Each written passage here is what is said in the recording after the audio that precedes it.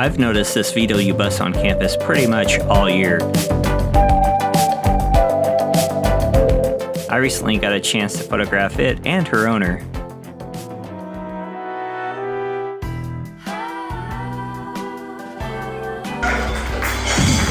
Welcome to Camera Insecura. Thank you so much. I'm Jamie Maldonado, and this is another busy week. It seems like I say that every week, but it's always true. I had a piece in the East Texas Creatives Art Show still, and I also appeared at the Art Walk Longview signing my zine, which is still for sale on my website. If you can't make it to the signing in Kilgore or the Nasty Chupacabra thing on April 20th, or you happen to be in Longview, you should come check it out.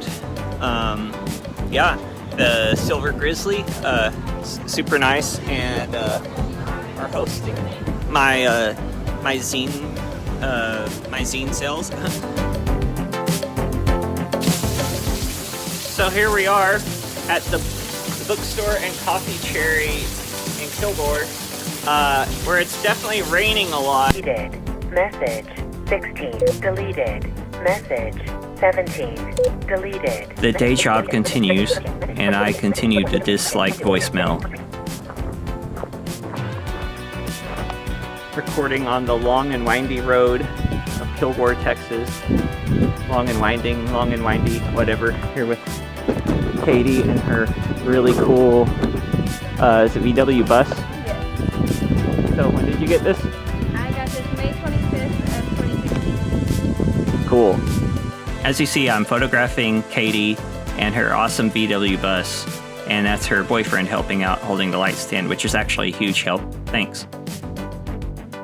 This location's on a small, winding road, as the name would imply, in my hometown, just outside of Kilgore, actually.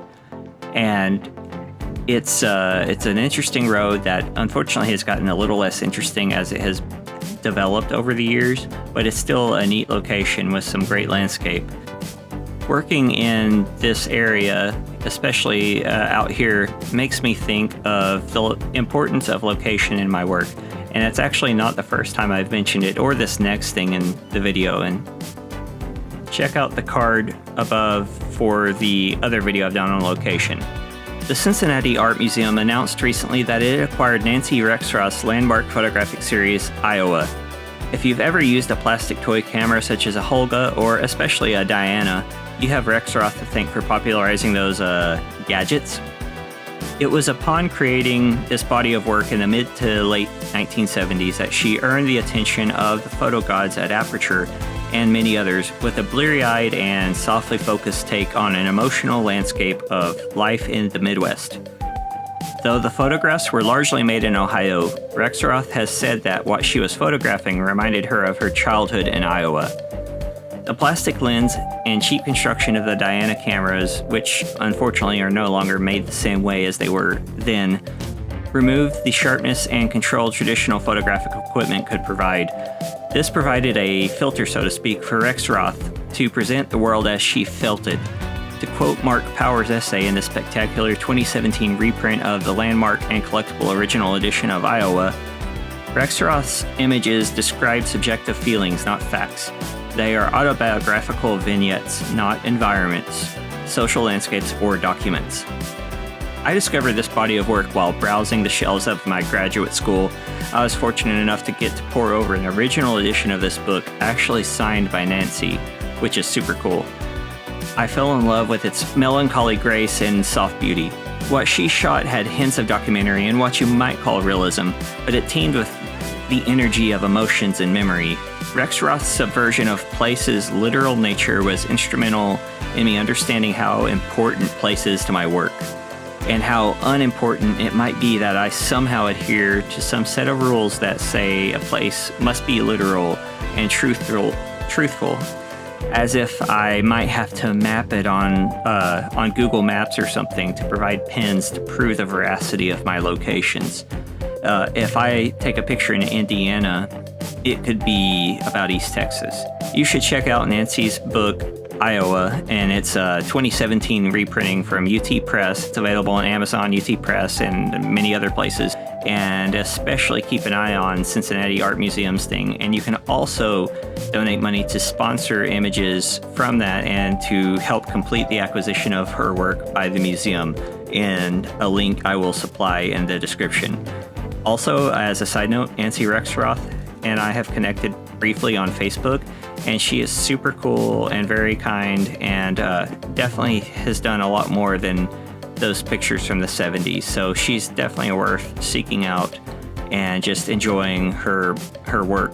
So these photographs with Katie were in harsh sunlight, and I lit them with my Godox AD600 Pro. Actually, my Flashpoint AD600 whatever, it's the Flashpoint version of that light that has 5 different versions.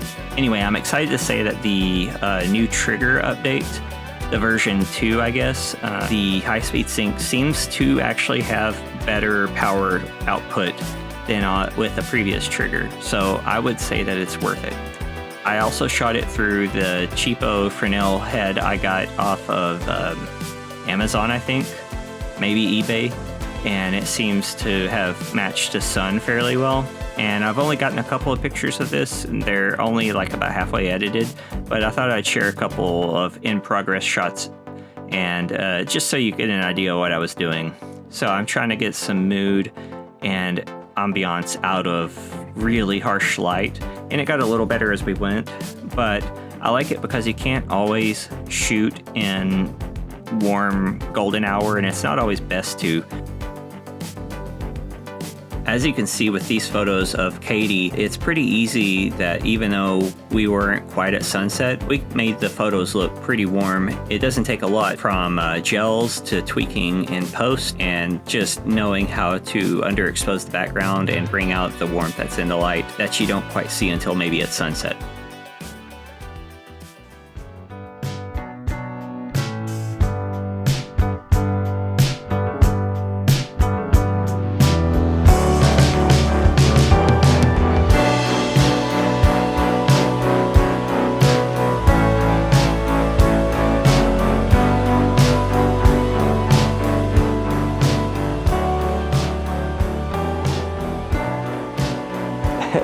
It's like Austin Powers. Yes, no. In keeping with the theme of shooting at subprime lighting, I shot with Chelsea and Lacey around noon almost.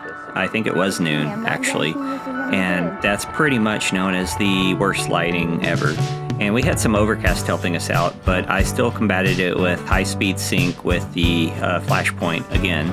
And I actually had some heating problems with this because it was unusually warm, and the flash started overheating, but that was after several high power pops with the Fresnel attachment. As you can see on a couple of photos at the end of this, that we actually got a pretty good result using this combination, and I used the trigger, the version 2 trigger again, and had a great high-speed sync result. I was shooting around 1/500th of a second. I shot at a higher f-stop to get a little more depth of field since I was using 2 subjects, and I wanted to make sure I could get both of them pretty much in focus. I used my 40mm Canon EF pancake lens with a Kaipen adapter, and also my Fuji GFX 63mm lens, and I love that thing. You just have to go out there and take photos and take a step back after you get some to look at. You need to not get in the way of your creativity with rules, and I think